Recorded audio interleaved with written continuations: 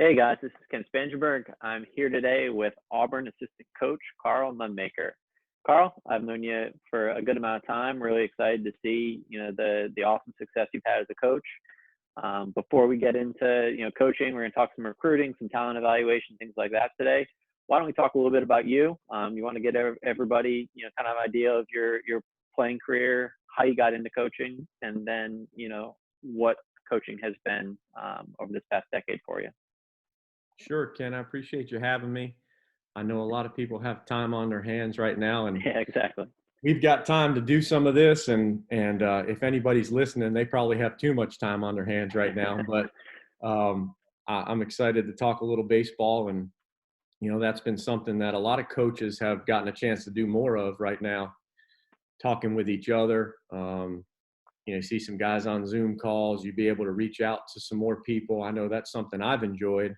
Um, it's just being able to keep some communication going and talking baseball in the absence of being able to be out there on the field.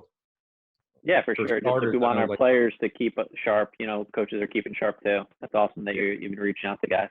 no doubt, man. So my playing career was a really long time ago. So I don't think we should probably take too much time to talk about it. It's interesting thinking just, the last time I played was in 2004. So, it's been 16 years. And, I guess more of my life has been spent coaching competitive baseball now than playing competitive baseball. When you think, when you get to high school, that's probably when real competitive baseball starts, in the springs and in the summers and then in college. So it was a long time ago.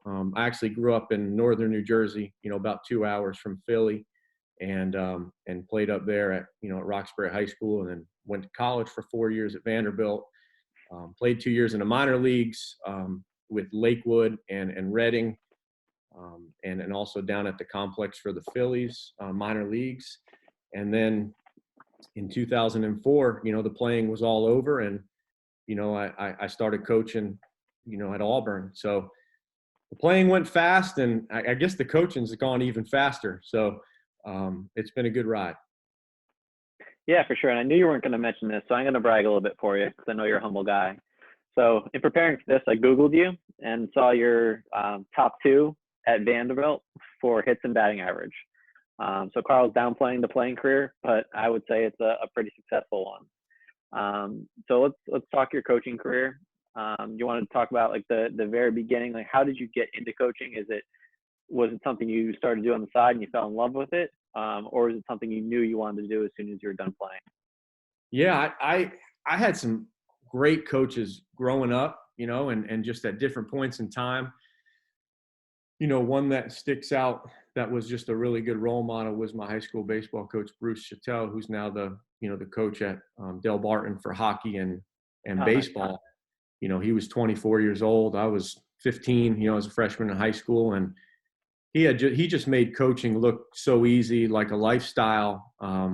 It came so natural to him, and he was one of a few people that really impacted me growing up.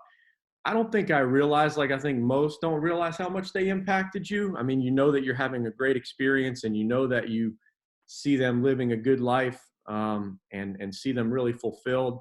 I always thought I was going to play sports and try to play as long as I could and then go to work. I was always somebody that just focused on the then and the now. It's almost like I just never really got too far ahead. I knew I wanted to play college baseball. I knew I hopefully was going to play professional baseball, but I just felt like there was enough challenges every day to focus on just playing ball. And so I wasn't ahead about wanting to coach. I wasn't one of those guys that knew I wanted to coach.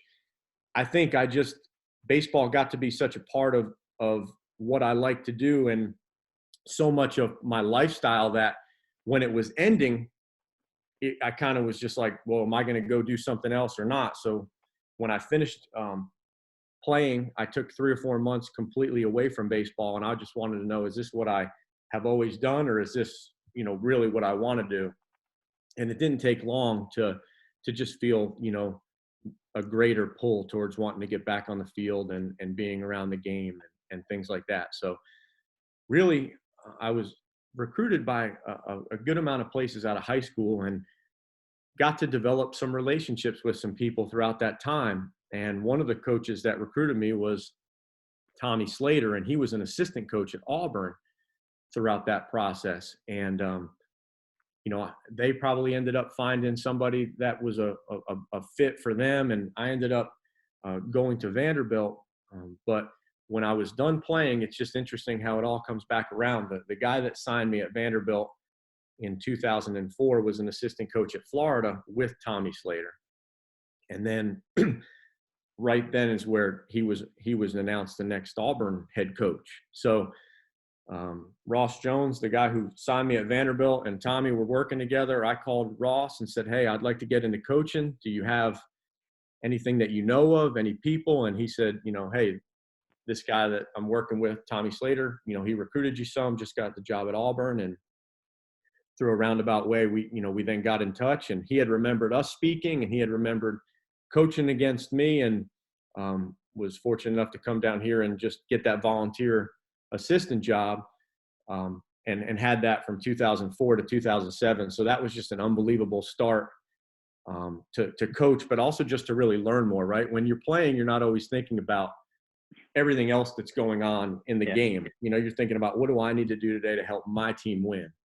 I just wasn't one that, like, why are we doing this? Why are we doing that? Like, I never thought like that. It was like, what do I need to do to basically to play well today, to beat that pitcher and that other team. And so there was a lot of good learning that happened here for those first couple of years. That's awesome. Now, I heard you say this a few times, and it sounded like you did it as a player, like one day at a time. Is that something that you do as a coach now, or do you look a little bit more down the road? Yeah, I think there's two aspects of a coach. There's the player development aspect, and then the recruiting roster aspect. So you kind of have to have a little bit of a split personality with that. As a player development guy, when you're on the field, it really is, what do we need to do today to get better? What does this player need to do today? How can we help him over the next few weeks or months? How can we develop our team? But it really is an everyday thing. And then when the games start, it's every day. It's just, you know how it is. It's so cliche, but if you get too busy thinking about who you're playing next week and don't focus on the game that you're playing today, you got a chance of getting beat. So I just feel like there's so many threats out there when you're coaching and playing in games, that you just have to focus on that day. Now with recruiting, yeah, you're thinking, all right, who maybe do we lose? Who are some good players? How do we want to build a team in the future? So in recruiting, you're thinking down the road, and in developing, you're thinking, every day, how do we win today?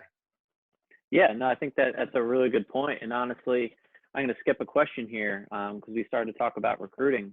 So guys, I was a D3 coach before this, so I was always, I would see the same players that, Karl was actually able to get. And I always thought he had a really good eye for evaluating talent, and then once he got them, making them better. So I'm really curious, Karl, like when you go out to recruit, what are you looking for from a player from a physical standpoint?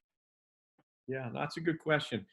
I think you're looking for a few different things, and we're always trying to find ways to get it better, and figure out what is most important, right? So over the last, 10 or 12 years of really being a recruiting coordinator, you find yourself recruiting some really good guys, and then maybe having some players you recruited that didn't quite pan out to be what you thought. So we're always trying to revise, all coaches that do what I do, what's a better fit, who has success, and what are we looking for?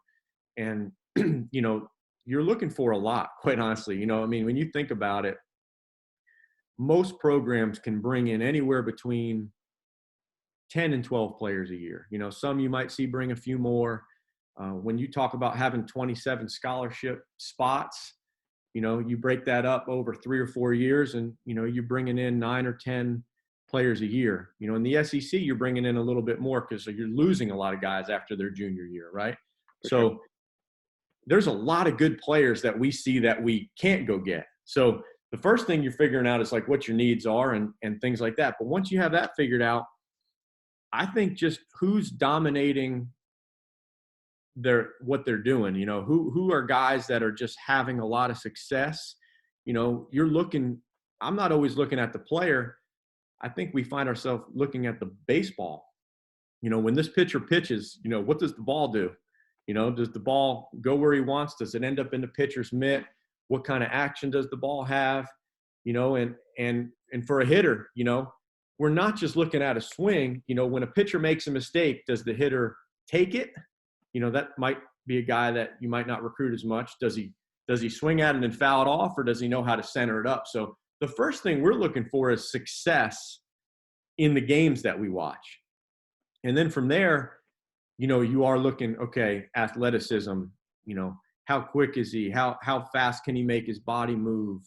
You know, are there things that he can do that are dynamic movement wise and dynamic athletically? But, you know, I think we're spending a lot of time looking at the game and seeing, you know, who's performing, and then cross-checking that with, you know, who has athleticism that can keep getting better, or that might be able to play at a fast pace in our game. I don't think I've ever heard anyone say, watch what the ball is doing. It seems so basic, but it's so true.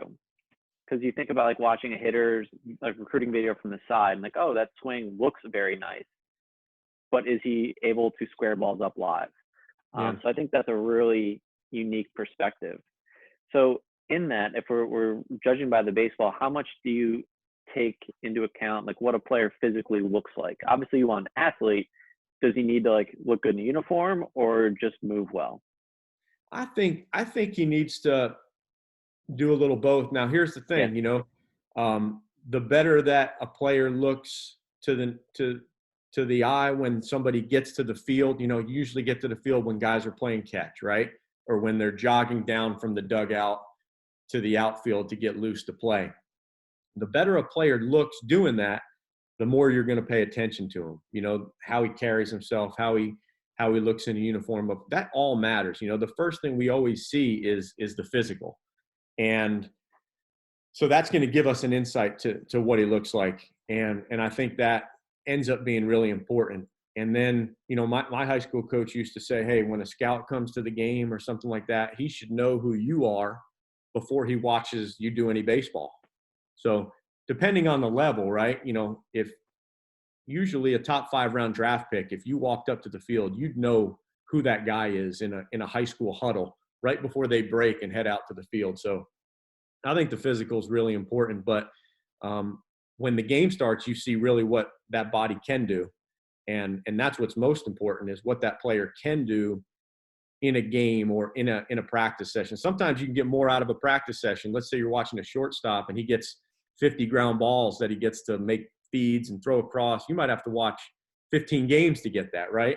So there's things you can get in both, but you have to see somebody that can show talent, which is athleticism, and skill, which is the ability to square a ball up or field a ball and throw a ball with consistency.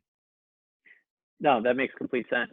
So out of curiosity, how quickly do you decide if you like someone or you don't? Like, are there guys you see right away and you're like, yep, he's a guy? Or do you like to kind of take your time and, you know, watch the live, watch the practice, like what gut versus, I guess, doing your homework? How does that play in? Yeah. I think it happens a lot quicker. You know, you think about anything that you do, right? You know, you turn a movie on, you know, when you meet somebody for the first time, we just, you know, we're not always judging, but we're observing, right? Just because we're observing things doesn't mean we're making judgment, but we're figuring out things about this person, all subconsciously. It's just that thin slice, like Malcolm Gladwell talks about, you know, what is your mind thinking without consciously thinking? And so we are making just a lot of quick thoughts, but they're not conscious. You just get a feel and you try to trust that feel. I think, you know, a lot of that instinct hopefully is going to be right more than it's wrong. I'm probably guilty of making decisions too quickly in either way at times.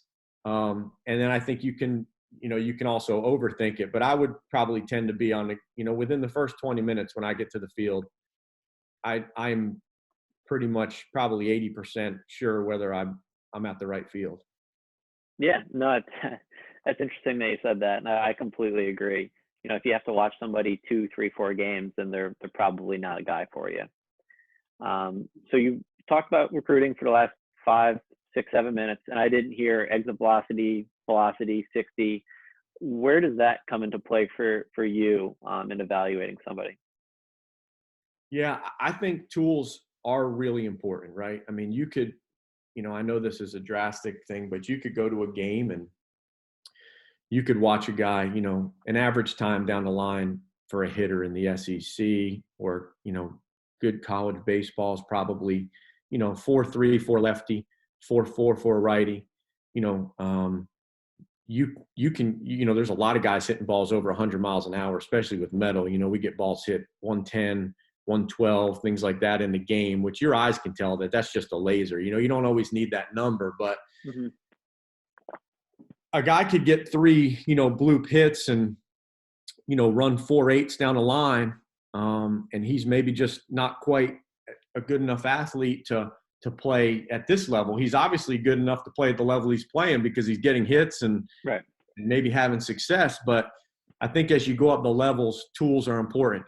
For a pitcher, quality of pitch is important, like action on a pitch. Yeah, velocity is part of it, but spin on a ball, the way a ball moves and sinks or runs or rides, those things are really important. And now, fortunately, we have some tools to kind of cross-check what our eyes say. For the longest time, we would say this, this guy throws a heavy ball or, the ball really gets on you. And now we're learning that maybe, that has something to do with spin rate or, a higher spin rate is a ball that might feel heavier. A lower spin rate is a ball that might sink more. We can kind of put an identity to a pitch or a pitcher a little bit more easily than we could. So velo is important at a certain level, guys, because at the end of the day, what am I looking for? Or what are we're looking for guys that look like impact players at our level. So when we pull up to a field on Friday night, when we see guys on the mound, we're seeing 93, 96 with 85 mile an hour sliders. That's every Friday. And the lefties or the pitchability guys, they have to have something else. They have to have a special changeup or a special deception that helps them to have success. But the quality of stuff and how hard a guy can swing and how quick he can move is very important. But that's probably something we're figuring out with our eyes. Yeah, definitely. I completely agree with all that. So we talked physically what a recruit looks like from like an intangibles perspective. What are some things that you like to see? Physically or just intangibles, you said? For the intangibles, yeah. Yeah. I think a lot of kids are realizing right now, without being able to play baseball, how much, fun they're missing out of. And most people started to play baseball because it was so much fun. I know I started to play because it was fun, and I coach because I feel like my life's better by having it as part of it. And their anxiety is a part of the game. And you see kids, that take it hard and that, don't handle failure great, or maybe it looks stressed when they play. We're fortunate enough to have, Tim Hudson as our pitching coach right now. And he 220 something major league wins. And, he once said to me, the game for me and being on the baseball field and on the pitcher's mound is the place where I should have the least anxiety out of anywhere in my life. That's the place where everything, fits and I'm in control, and that's what I do. It's, it's like a duck being in water. That just feels natural. So I look for guys that look like, as crazy as this sounds, that they're not stressed. They're in charge. They're really competing, not thinking about how it looks in the game, not thinking about what they're supposed to be doing. I really like to see guys that know how to just let it fly and free themselves up to compete. And that sounds incredibly simple, but you and I both know that the the anxiety of the game can sometimes get a hold of players. And we want guys, you know, as Coach Thompson says, to be on autopilot and to be able to play the game without thinking and free. So if I see a guy snatch a ball back on the mound, you know, pissed off after a pitch, or just because he wants it back, with that good body language, that competitive, aggressive attack body language, that's what I want. You know, and as much as it's a simple thing for a hitter, you know, if you take an 0-0 fastball with runners in scoring pitch position down the middle for strike one, you know, I get there might be a time you're looking off speed, but not a lot of high school kids are. That would concern me. I want guys that when that situation comes up, feels like they're about to get in charge right now. They're about to take charge, and you can tell with their mannerisms and their body language. So I'm hearing a confident, aggressive, those type of traits, right?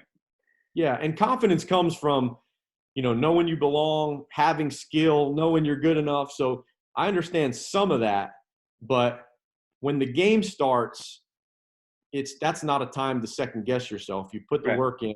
The game's time to compete, and then, you know, you can kind of, when the dust settles after the game, you can figure out what the next steps are to get better.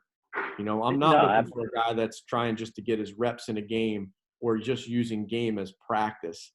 To right. me, that would take all the fun away from playing. The best part about the game is to compete and to try to beat the guy that you're competing against. I love that. That's so good. So obviously we're gonna have some young players tune into this too. What advice would you give someone who's a little, like maybe 13, 14-year-old who steps in the field and they're a little nervous? Anything that you recommend? Yeah, I guess the first thing that we've all learned from, first off, nerves are good. Nerves um, can be channeled in a good way, right? I know for me, it didn't matter who we were playing. Growing up, we had some schools in high school that were in our league that we would beat by 10 or 15 runs. You're still nervous before the game. You know, you give a speech or you do something like this, you probably have some healthy nerves when you're on camera or something like that. It's just, how do you channel them? So the first thing I would say, and you know, Coach Thompson talks about this stuff all the time, which I think makes him so special, is, you know, a little bit of fear is real. You know, anybody that's played baseball that says they never were hitting or anything like that without a little bit of that healthy fear, whether it's a fear of failure or whether it's just of the unknown, that's something that we're human. We're not robots. That's something that we deal with. So what I would say is, number one, that just means you care, right? Having some nerves is just confirmation that you care, and you haven't done it enough to where it's just old hat. And you see guys that get into their late 20s or 30s, you know, that I've spoken to, that say, yeah, by that time, it was really hard for me to get worked up. But when you're 15 years old, 13 years old, 20 years old, it's easy to get worked up. So nerves are healthy. And then it's just how you channel them. I think, you know, if you could say, for me, what have I learned from the coronavirus thing that we're dealing with right now?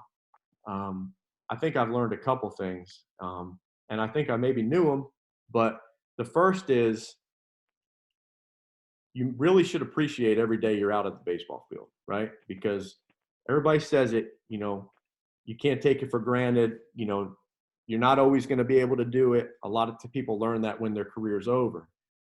But then the second thing I've learned is, this obviously isn't life or death, because what's the first thing that we all stopped doing when something that really was life or death was in front of us? We stopped playing sports. So you should care and you should take it seriously to be the best you can be. But I'd also say, if you don't need any other proof, this is the proof right here that sports aren't life or death.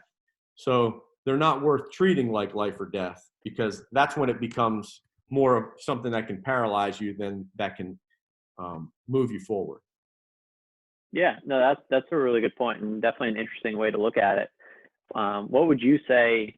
You know, this is probably your first spring without baseball in how long? Yeah. 30 years, This 35 is the years. What first do you miss the one most? since, yeah, I stopped playing in spring training in 2004. And then didn't have anything that whole spring. So this is my first Right. one since 2004 of not having any baseball. That's great. So what part of it do you miss the most? Hey, there's a few things I thought about that. I miss as a coach. I miss the Thursday night practice before a weekend series. I feel like a coach is a helper. Coach's job is to build the team up, to help a team be prepared. And during our season, that practice before the weekend series is one that we always get. And, whether it's on the road at a new park, and I've seen most of them now just in being through the league for a bunch of years playing and coaching, but you only get to go to some places every other year, some places in the other division every 4 years or so. So I love the Thursday night practice, whether it's getting a team on the bus at the hotel and going to a new park that we're going to play in and having a good 2.5 hours of upbeat tempo, or the one at home when a team's on their way in and they're about to practice after you, and you're just kind of cleaning things up going into the weekend, reviewing the things that you need to review. I love that part as a coach. And I think the other thing I miss is, I'm from New Jersey. My wife's from Virginia. We have family, up in New Jersey, New York, Pennsylvania, Virginia, and friends. And this time of year is one where we get a lot of visitors that come down, and, they come to the games, and, we spend time with friends and family, and they all love coming to the baseball game. So I miss just having people that, we care about down and getting to share, our games with them. I think that's something that I don't take for granted. Yeah, I mean, I think some people don't realize just how much time coaches spend in preparing, whether it's game planning, helping guys get better for actual, or just even recruiting for actual games. So to have like your loved ones come and watch your hard work, because if you think about the amount of hours you prepared divided by the amount of games you played, it's a ridiculous ratio. It might be 2, 3, 4, 500 hours for one game. So to watch people you care about, or have people you care about come watch you do your thing, I can definitely get that. That's really cool. Yeah. So we obviously place a lot of players. I think the number one thing people say they want to do is they want to go down south. They want to play Division I. They want to play in the SEC. So there's a lot of good players that are going to be coming into your program, a lot of good freshmen, whether it's you guys or someone else. Like, what advice do you have for players that are coming from high school into, a Power 5 conference? Yeah, I think there's a couple things, and I know that players have heard all this, but I think you have to create the habits that you want to have before you get there. If you think about, most of us work and our habits are very similar to how they've been for a long period of time. I feel really fortunate to be able to work at a place like Auburn. For the last 10 years, I didn't say, I'm not at this place yet or anything like that. I'm going to wait when I get there. You hear a lot of people say, when I get there, when I get to pro ball, I'll work really hard. When I get to college, I'll work. And I think creating those habits, the guys that are able to self-start, are able to, as Coach Thompson says, run their own show. You're the person that's going to be with you the most. And you're going to have some coaches that are going to feed into you. So the guys that come here the best are the ones that wake up in the morning thinking about what they need to do that day and just take ownership in their game. Now, here's the thing. We take ownership in their game as well. We feel responsibility for the development of a player that's in our program. But I feel like players should always get the credit, because we do the same thing with some players that don't quite pan out as others. And the common denominator with the players that pan out for the most part is just the investment goes beyond just the 3 hours of practice.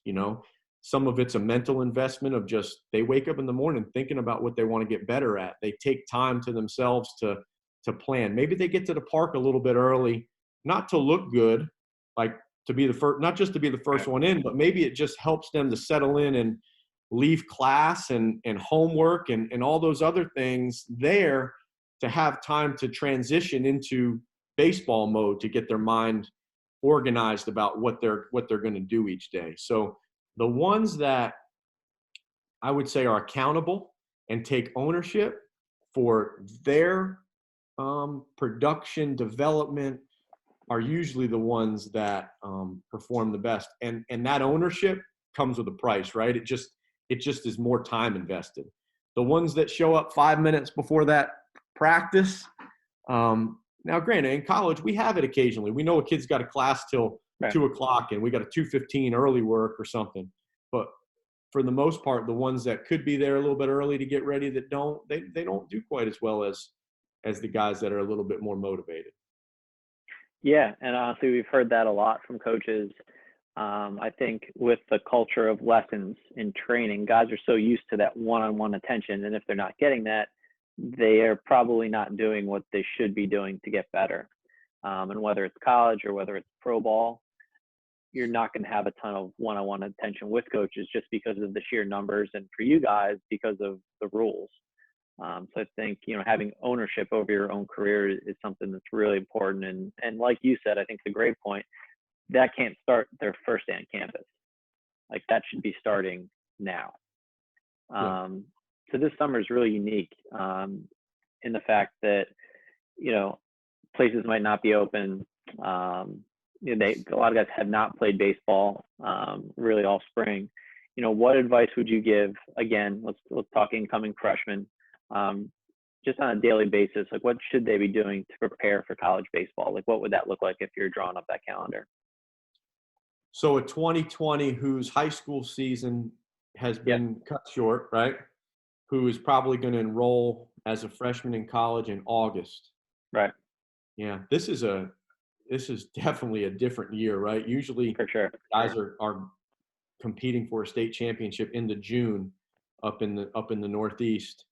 And they've played enough baseball, so now they can just take a little bit of time, go to their graduation parties, take a couple weeks off, catch their breath, and then start training to Right. go to school. Now it's a little bit different. They're getting a break right now. So I think the first thing they need to do is realize that they just need to be at their best when they get on campus. And generally it takes, probably six weeks to get into really, really good baseball shape, right? When you think about a throwing program and things like that. Swinging, I always felt like if you got 6 weeks of really swinging the bat, you can get into shape. Now, what can they be doing now? They can be digging into the things that they know they really need to get better. I think this is a great chance to develop athleticism, right? If you look at the game from like a physical athletic standpoint to like a fundamental standpoint to mental approach, we're not getting the mental approach part right now. We're just not at practice and we're not at games. This is kind of an off-season time to jump some rope, do some agility work, especially for those position players. Get a step quicker, get a little bit stronger, because as they get closer to when they get to school, they're going to want to transition into more baseball shape. They got something they want to work out fielding wise or with their swing. Once we kind of get released back into the world a little bit to go do things, I think that's what they're doing. So what I would be doing is I'd be focusing physically right now on quickness, strength, mobility, and just trying to get a little bit of whatever those goals are for that player. And then once we get released to do a lot more stuff, I'd be focused on a little bit more fundamentals. Is there anything I need to clean up? Bunting, gosh, if you can bunt, you're not going to get taken out. You might be with a player that's just as good as you, and the one that can bunt and hit behind a runner is the one that plays. So some situational stuff that they haven't had to do as much: bunt, hit behind runners, hit and runs, drag bunt, push bunt, moving their feet, getting a little bit better defensively if it's an infielder, just, following their throws and moving their feet and things like that. I think those are the fundamental things that they could clean up once we get going again, and then really focus on just getting into a rhythm, before you get there. You got to get there in shape. You got to get there feeling good, and you got to get there feeling like, I'm ready to make an impression, because, that first impression is important. No, for sure. And for a lot of these guys, I mean, especially with the circumstances we have now, I would think this freshman class might have the biggest challenge out of any freshman class we've seen, with all the returning players, with having all this time of no baseball. But I think that's awesome advice that these guys need to take seriously. So you said a word that's very, I guess, has a negative connotation, unfortunately, in baseball today, and it's bunting. I also heard you talk about spin rate. So right now, I feel like the game is kind of divided between old school, new school. I'm curious to see where you fall. Do you think you're one or the other? Do you think you're some kind of hybrid? I think that's a great question. I think that it's really interesting to see all the opinions on this, and I certainly don't think that mine is better or than or worse than somebody else's. I see it more, like when we were talking about a coach, right? You got a player development mindset, and you have a recruiting planning mindset. I see the new school stuff as things that help develop the tools of the player, right? So let's just take, for example, for a pitcher. Man, that Rapsodo or TrackMan or whatever it may be, that can help a pitcher, number one, figure out his identity. All right. Am I a high spin rate? Am I a low spin rate guy? Okay. If I'm a high spin rate, I can throw more four seams. I can pitch up in the zone. If I'm a low spin rate, that means my ball doesn't carry as good. It probably sinks a little bit more. I need to live a little bit more down in the zone. We use the technology to develop pitches. Like, all right, here's what Casey Mize's slider was doing. And, here's the spin rate. Here's some different qualities of that pitch.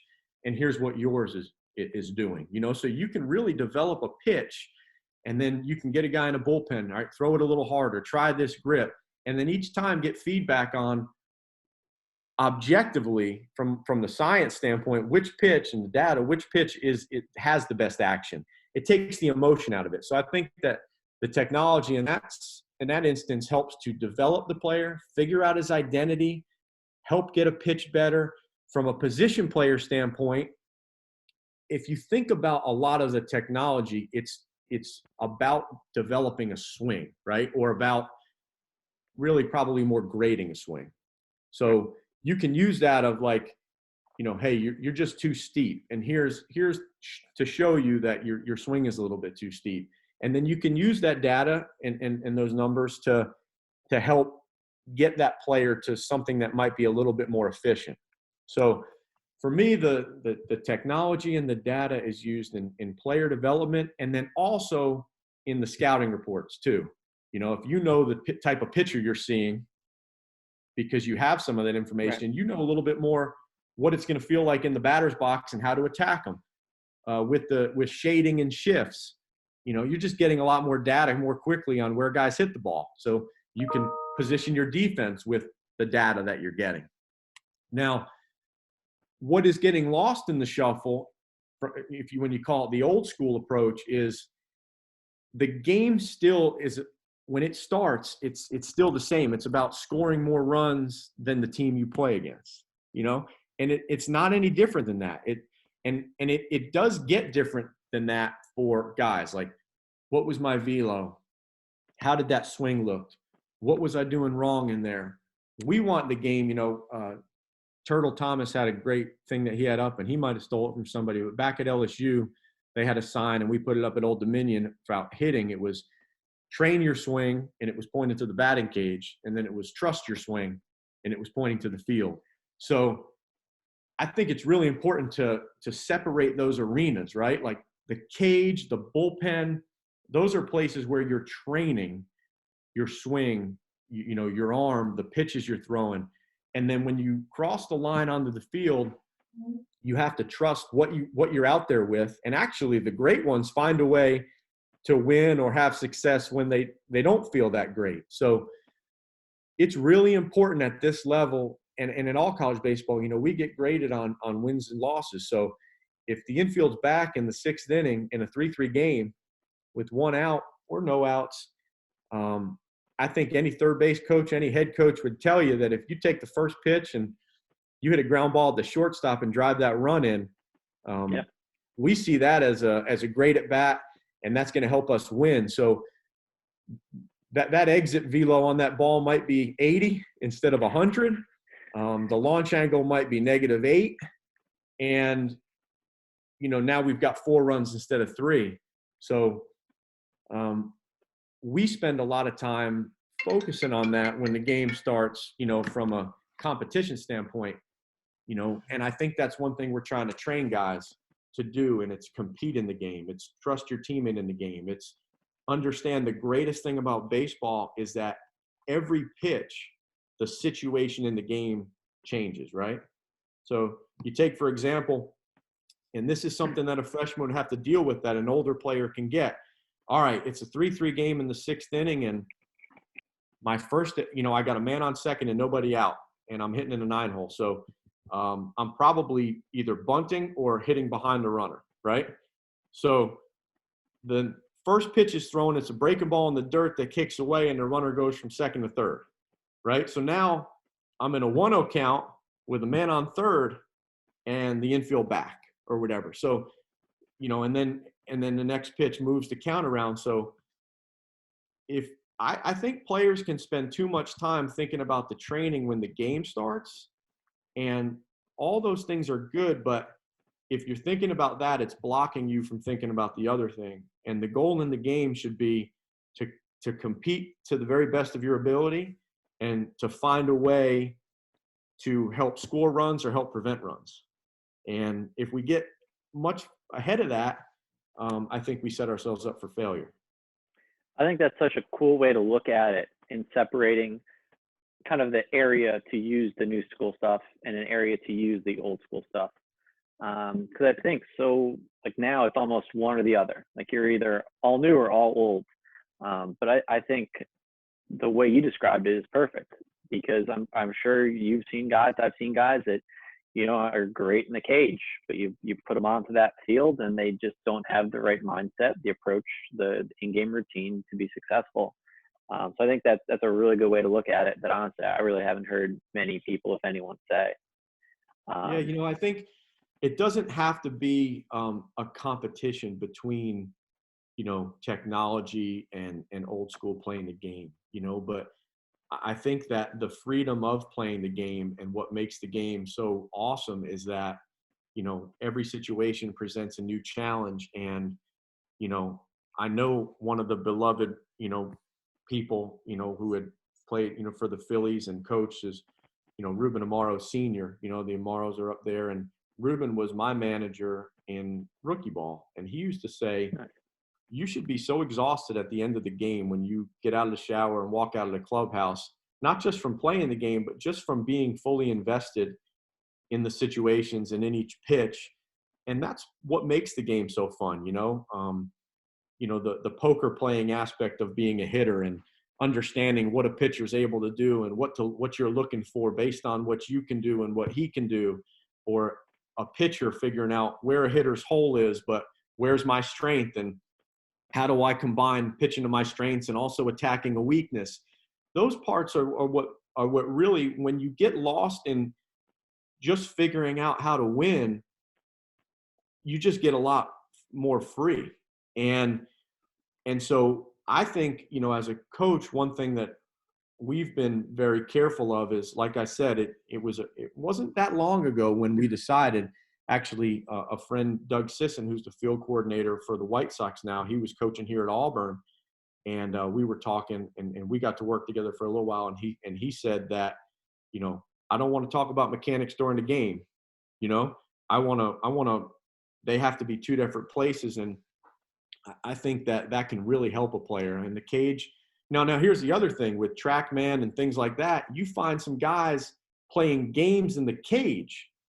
And then they get sometimes on the field, and it's not as freeing. So I understand the hit tracks. That's what I meant. The hit tracks and some of those other things, what they're doing in the cage, but you just got to be careful. So you got to spend some time in the cage just working on your swing so that you have confidence in it, so that you can not think about your swing and just go play in a game. So you think guys can get in trouble when they kind of muddle those two areas? I do. I think, if you have two colors and you mix them together, neither color is distinct anymore. Yeah. Right. if you keep them in their separate buckets, if I got a bucket with blue and a bucket with yellow, and I keep them in their distinct buckets, I got a bucket of blue and I got a bucket of yellow, like say it's paint. If I mix them together, I think it's green, right? Is that what we learned in school? I'm not sure. Like you get a completely different color. And so I think you have to create boundaries. And like I said, I might not be right, but my strong opinion through making mistakes, a bunch of them, and coaching for 16 or 17 years, is that the simpler things are for the player, the easier it is for the player to get to an autopilot state and to be able to let himself go into the game to just compete and enjoy it. Now, in order to do that, you have to train a lot of those things that can happen in a practice session. So if all you're doing is playing games in practice, well, you haven't really been able to train what they're going to see and then the response they should have to it. So practice should be developing fundamentals and training, kind of a stimulus and a response. And then the game should be just go compete and try to figure a way. So I love the technology that we have. I love the fact that I can look at every hitter on the other team and watch them put 20 balls in play and run down the line on my computer. And I can do the whole team in 45 minutes. I love that. And then know where we want to position our defense. But then at the same time, once that game starts, we have to just, everything we do now has to be towards, how do I need to adjust to continue to try to get an advantage to end up with more runs than the other team has at the end of the game. Yeah, no, I think that makes a lot of sense. So Karl, I think we covered all the questions that I wanted to cover. Is there anything that you want to tell everybody that was patient enough to stay to the end? Yeah, no, I this has been great. I think what I would say is, I feel fortunate to get to work in baseball. And I think, hopefully some of these younger guys that if they did see anything from this would just maybe realize not a lot of people get to live without, as much as I wouldn't wish it on anybody to not be able to play ball. I know we have a lot bigger things going on right now in our country. We have real heroes that are going to work and Sure. healthcare people that are taking care of sick people and making decisions. And I think, we've learned that baseball is not a life or death thing. And as much as none of us want this situation to be the way it is, we all want to be on the baseball field. I think there's some lessons we can learn. And a lot of people have to wait until their career is over to spend a few months away from the game. If there's one thing in some of the negative that for kids that are just thinking about baseball, not thinking about grade or political or healthcare type things, just from a baseball standpoint, having to realize what life is like without baseball hopefully helps to put it in perspective, that when you get back out there, you realize that playing the game of baseball, being around the game of baseball should be a blessing and a privilege, and hopefully it'll help to keep it in that perspective. Doesn't mean it's not important, doesn't mean that you don't want to be the best you can be, but maybe it'll help all of us to appreciate it a little bit more and keep it in its proper place when we get back out there. Yeah, dead on. I mean, I know growing up, I'm sure same with you, coaches had always told me, like, you never know when that last day is going to be. Right. Yeah. And a lot of times you don't until your career's over, you get really hurt. Well, guess what? Like, the entire world of baseball just got that message. And I'll be really curious to see how everyone reacts from it. But really, really appreciate your time today, Karl. A lot of good stuff. Thanks for coming on. Absolutely, Ken. Thanks again. No problem.